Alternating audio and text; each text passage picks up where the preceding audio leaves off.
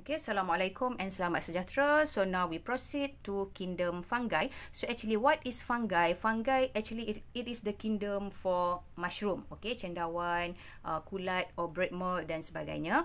Okay, so first of all we look at the unique characteristic of fungi. Okay, so level of cell organization for fungi is eukaryote. So remember, kingdom fungi is under domain Eukarya. So that's why its level of cell organization is eukaryote.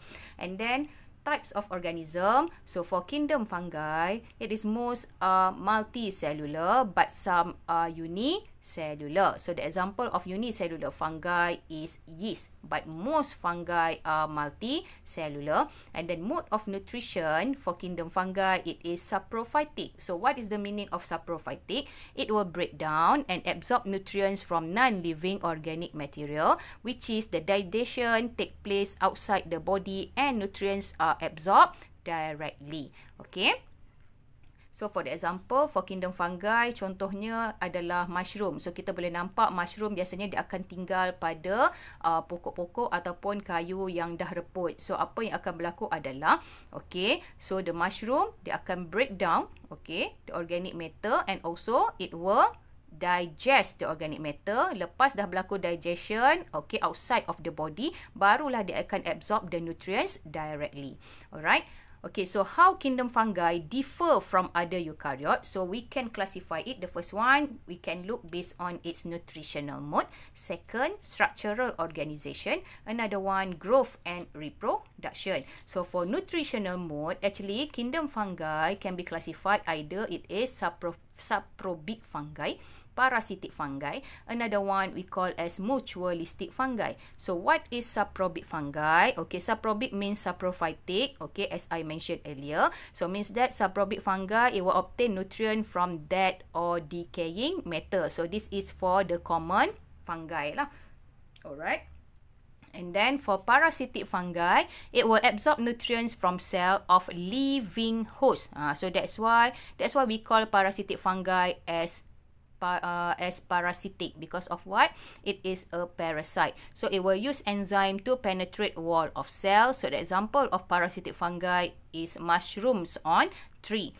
Okay, and then another one is mutualistic fungi. So for mutualistic fungi, it will absorb nutrient from a host organism, but they reciprocate with action benefiting the host. So means that both fungi and also the host will get the benefits. So the example of mutualistic fungi is lichen. So what is lichen? It is the symbiotic association between fungus and photosynthetic partner. For the example, algae or cyanobacteria. So in this case, both fungus and also algae or cyanobacteria will get the benefit. Okay, another one example is mycorrhizae. So what is mycorrhizae? It is the symbiotic relationship between fungus and plant root. Okay, so in detail, so the hyphae of fungi will help transfer phosphorus and other mineral from soil to root of plants. So actually hyphae is the basic building unit of fungi. So what hyphae do? It will help transfer the phosphorus and other mineral from soil to root of plant. So what plant do to fungi? Plant will supply carbohydrates to the fungus. So that's why both fungi and also plant will get the benefits. So this is what we call as mutualistic fungi. Alright, so next we look at the structural organization of fungi. So the basic building unit for fungi we call as hyphae. Okay, so this is the structure of hyphae. And then the cell wall of fungi we call as chitin. Alright, and then the types of hyphae. So actually it has two types of hyphae. The first one we call as septate hyphae. The second one is sinusoidal hyphae. So what is the difference between septate and sinusoidal? So if you look at this diagram, hyphae can be divided into cell by septa. So if in the structure of hyphae here, it has septa, or this one we call as septum. So this one we call as septate hyphae. Okay, but for sinusoidal hyphae, if there is no septa or septum, okay, so awak nampak dekat sini dia tak ada pembahagi septum di situ. So this one we call as sinusoidal hyphae. So why you have to know septate and sinusoidal hyphae? Because this one you have to classified based on the phylum in kingdom fungi. So yang tu kita akan discuss kejap lagi. Alright. And then for growth and reproduction, so for kingdom fungi, most propagate by producing spore. Okay, so maksudnya dia akan terlibat dalam penghasilan spore, either sexually or asexually, and then spore will germinate and produce mycelia.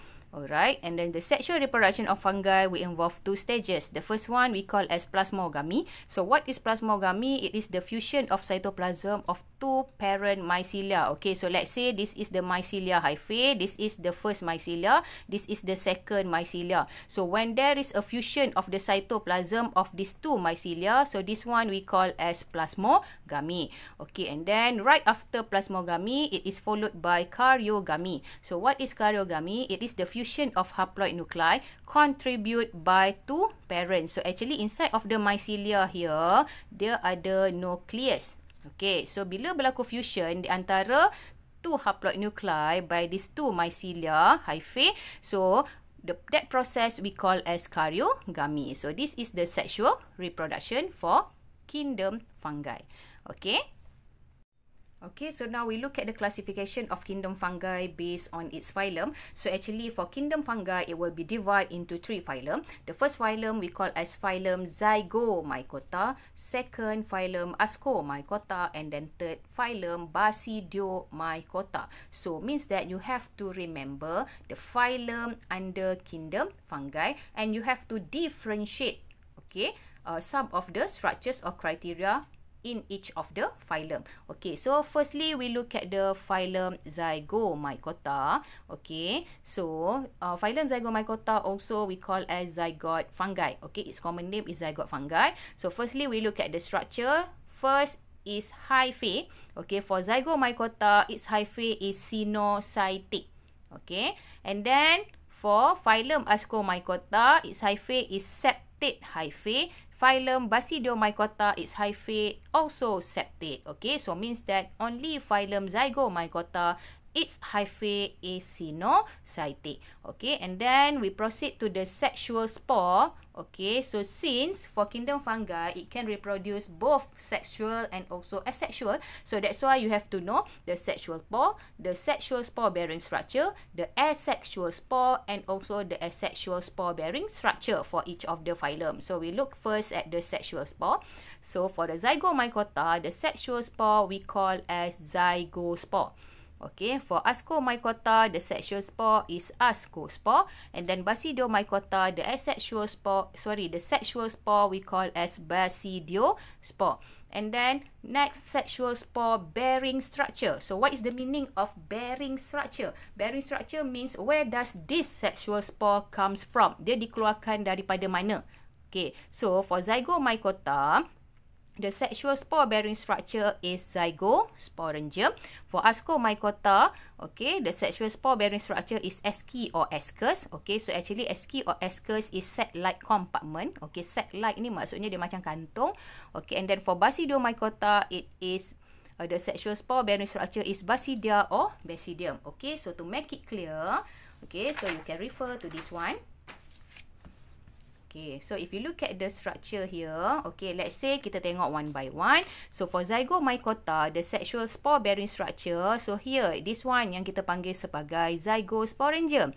So means that this zygosporangium will release zygospore. So the sexual spore for Zygomycota we call as zygospore. So means that zygospore actually it will be located or contained inside of the zygosporangium. Alright, and then next is phylum Ascomycota. So the sexual spore bearing structure is asci here. So inside asci it has ascospore. So asci is the sexual spore bearing structure for Ascomycota. Ascospore is the sexual spore for Ascomycota. And then another one is phylum Basidiomycota. So this is the Basidiomycota. So Basidiomycota also we call as club fungi. Ni macam mushroom yang common yang awak selalu boleh nampak. So kalau awak tengok based on this structure, biasanya dekat mushroom tu kita akan ada gills dekat bawah dia, ada line. Okay, so this gills actually it will line with basidia.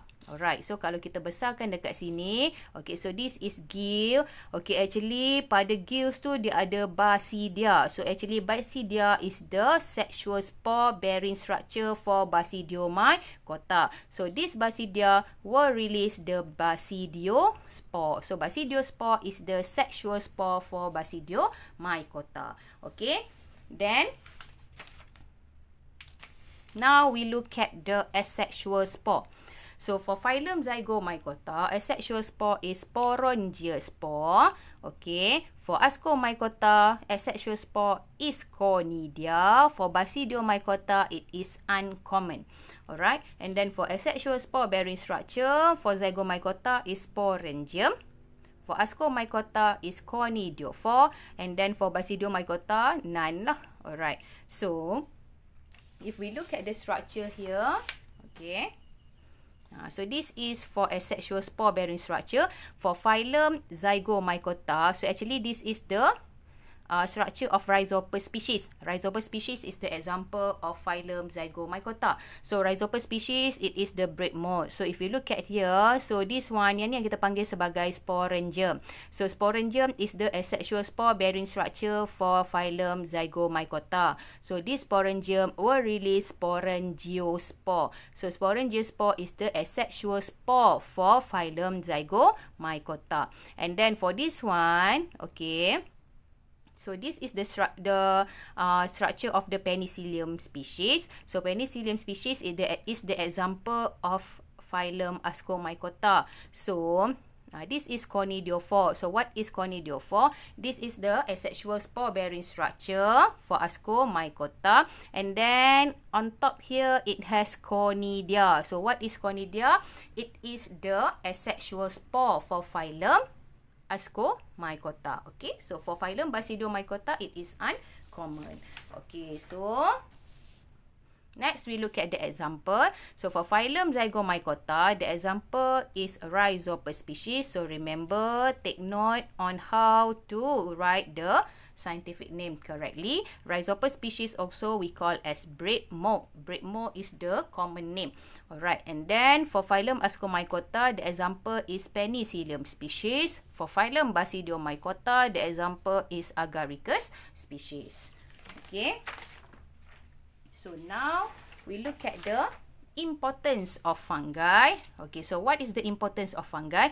The first one, it will act as decomposers. Okay, so what is decomposers? So for saprophytic fungi act as decomposer. So decomposer or saprophytic, okay, it will feed on dead and decaying matter in soil, and then it will recycle the nutrients such as phosphate and ammonia, which will be taken up by plants.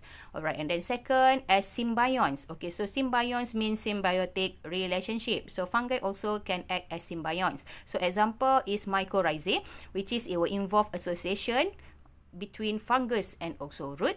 Another one, lichen. Okay, so lichen, it will involve relationship between fungi and also cyanobacteria or green algae. And then third, as pathogen. So fungi also responsible for disease. So example is Candidiasis. Okay, Candidiasis is a yeast. Okay, scientific name we call as Candida albicans. It is a type of yeast that it can give infection of mucous membrane of mouth, throat, or vagina. Alright, and then number 4, in commercial food production. Okay, for the example, capability of yeast to produce alcohol and carbon dioxide from glucose. So how it will produce alcohol and carbon dioxide from glucose? By the process that we call as fermentation. So this one, it will use to make wine, beer, and also making bread. Okay, and then the last one, in pharmaceutical industry. So example is Penicillium notatum. So Penicillium notatum, it will involve to produce antibiotics or penicillin. Okay, so means that, okay, try to remember all the importance of fungi. Okay, so this for kingdom fungi. Okay, that's all for kingdom fungi. So thank you.